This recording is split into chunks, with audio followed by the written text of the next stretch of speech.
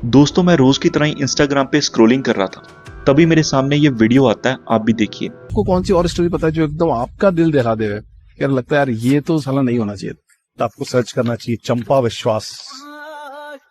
सिर्फ आप इतना सर्च करेंगे तो आपको दिखेगा बिहार। चंपा विश्वास एक आईएएस ऑफिसर की पत्नी थी। हाँ। बिहार में आईएएस ऑफिसर की पत्नी थी और एक दिन उनका एलिगेशन आता है कि 2 साल तक उनके बगल वाले फ्लैट में रहने वाले उन लोगों ने 2 वर्ष तक उनका रेप किया, एक आईएएस ऑफिसर की पत्नी का।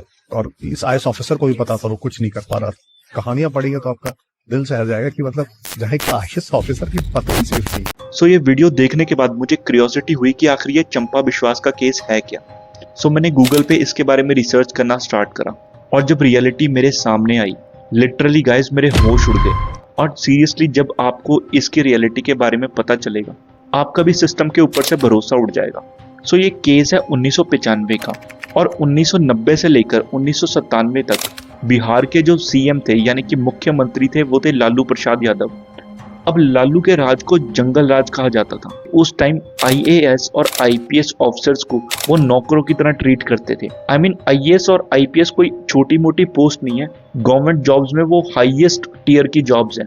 आईएएस यानी इंडियन एडमिनिस्ट्रेटिव सर्विसेज, यहाँ पे वो लोग काम करते हैं जो बहुत ही ज्यादा एजुकेशनल वाइज क्वालिफाइड होते हैं, ठीक है। और गवर्नमेंट जब भी कोई रूल्स या रेगुलेशन या कोई बिल पास करती है, सो इन्हीं लोगों से किसी तरह का सजेशन वगैरह लिया जाता है। और चंपा विश्वास जिसका ये केस है, वो आईएएस ऑफिसर की बीवी थी। तुम समझ सकते हो, जब वो सेफ नहीं है तो और कैसे कोई सेफ होगा यार। एनीवे स्टोरी को शुरू करते हैं। सो बीबी विश्वास जो कि आईएएस ऑफिसर थे और उनकी वाइफ चंपा विश्वास, वो समाज कल्याण बोर्ड की सोसाइटी के एक फ्लैट में रहती थी और उनके जो सामने वाला फ्लैट था वो हेमलता यादव का था। अब वो एक एमएलए थी यानी एक विधायक थी। तो एक दिन जो हेमलता है उनके घर से एक कॉल जाता है बीबी विश्वास के घर में, ठीक है। बट वो कॉल उठाती है उनकी वाइफ चंपा विश्वास। तो हेमलता उन्हें फोन पे कहती है कि उनके घर पे जो नौकर है वो बीमार हो गया और कुछ दिनों तक छुट्टी पे है, तो क्या वो उनकी हेल्प करने उनके घर पे आ सकती है। एक आईएएस ऑफिसर की बीवी को घर पे एज अ मेड काम करने के लिए बुलाया जा रहा है, बट वो चली गई क्योंकि उसे पता है पानी में रह के मगरमच्छ से बैर नहीं कर सकते। तो जैसे ही चंपा हेमलता के घर पे जाती है, ठीक है, तो वहां पे सभी विधायक वगैरह बैठ के मीटिंग वगैरह कर रहे होते हैं। तो हेमलता उसे बोलती है कि तुम वहां कमरे में जाओ, वहां पे मेरा बेटा बैठा है, उसका नाम था मृत्युंजय यादव, जाके वो जो चीज मांग रहा है उसे बना के दे दो खाने के लिए। तो चंपा विश्वास जैसे ही कमरे में जाती है, मृत्युंजय कमरे की कुंडी लगा लेता है और उसके साथ वहां पे जबरदस्ती करने लगता है। वो चीखती रहती है, चिल्लाती रहती है, बट बाहर से कोई भी हेल्प नहीं आती, ऑफ कोर्स क्योंकि वो हेमलता का ही प्लान था। सो मृत्युंजय यादव उसके साथ जब वो बलात्कार करता है, सब कुछ खत्म करके जब वो कुंडी खोलती है, वो रोती हुई घर से बाहर जाती है और हेमलता कहती है कि ये जो तुम्हारे साथ हुआ है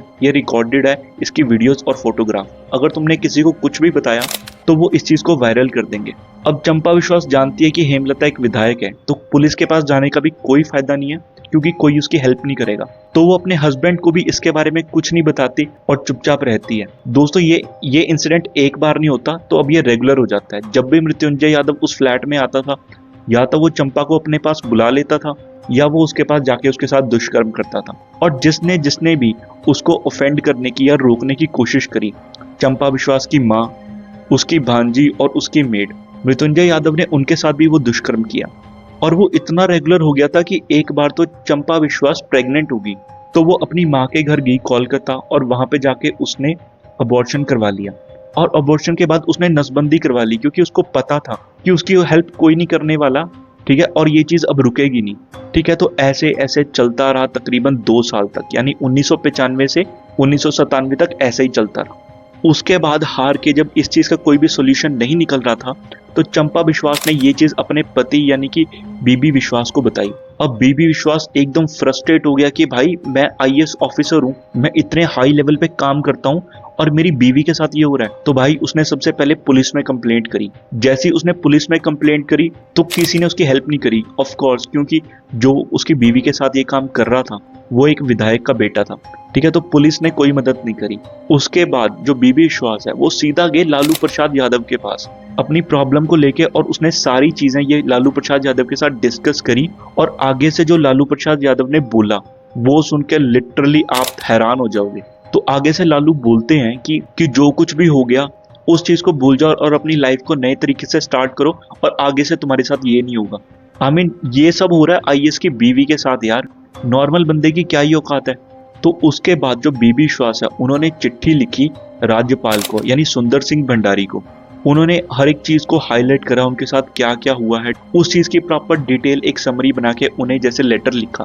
तो उस चीज के बाद वो थोड़ा थोड़ा हाईलाइट होना शुरू हुआ और उसे टाइम्स ऑफ इंडिया ने भी एक आर्टिकल में कवर किया कि आईएएस की बीवी के साथ 2 साल से ये सब हो रहा है। ठीक है, अब जैसे ये चीज न्यूज में आने लगी तो आपको पता है जो विपक्ष होते हैं, उस टाइम विपक्ष में थे सुशील कुमार मोदी, उन्होंने इस चीज को तूल देना स्टार्ट कर दिया कि आईएएस की बीवी जब सेफ नहीं है तो नॉर्मल लोगों का क्या होगा, ओपोजिशन को तो मौका ही चाहिए होता है। तो भाई जब ये चीज न्यूज में आने लगी और मीडिया ने भी उसको अच्छे तरीके से कवर अप किया तो जो विधायक थी हेमलता वो भाग गई। ठीक है, और उसके बेटे को पकड़ के पुलिस ने जेल में डाल दिया और उसके ऊपर केस हुआ। ठीक है, और बाद में हेमलता जी को भी पकड़ लिया गया। जो माँ है उसको 3 साल की कैद हुई और जो बेटा है उसको 10 साल की कैद हुई। सो जब 3 साल की कैद काटने के बाद हेमलता जी बाहर आई तो उन्होंने इस चीज की अर्जी डाली और वो हाई कोर्ट में चला गया केस। और हाई कोर्ट में जाने के बाद अब आपको पता है अंदर अंदर अप्रोच तो लग रही है। ठीक है, आफ्टर ऑल है तो विधायक ही। तो हाई कोर्ट ने एक बहुत ही वियर्ड सा स्टेटमेंट दिया। उन्होंने बोला कि अगर आपके साथ 2 साल से ये सब हो रहा था तो आपने इस चीज की कंप्लेंट पहले क्यों नहीं करी। इस केस को प्रॉपरली मैनिपुलेट करके जो फैसला था वो विधायक और उसके बेटे के हक में सुना दिया और विधायक का बेटा भी रिहा हो गया। उसके बाद जो बेबी विश्वास है और उनकी वाइफ का मेंटल टॉर्चर होना स्टार्ट हुआ। कभी उनके ट्रांसफर करवा के कहीं भेज दिया जाता, कभी कहीं भेज दिया जाता। ठीक है, और उन्हें ऐसे ही घुमाते रहे, कभी बिहार में, कभी झारखंड में, कभी छत्तीसगढ़ में। उसके बाद बेबी विश्वास को भी बीमारी हो गई जिसकी वजह से उनकी डेथ हो गई। ऑब्वियस सी बात है, जिसकी बीवी के साथ इतना कुछ हुआ है और उनको इतना ज्यादा मेंटल टॉर्चर किया जा रहा है तो कुछ ना कुछ होना तो लाजमी था।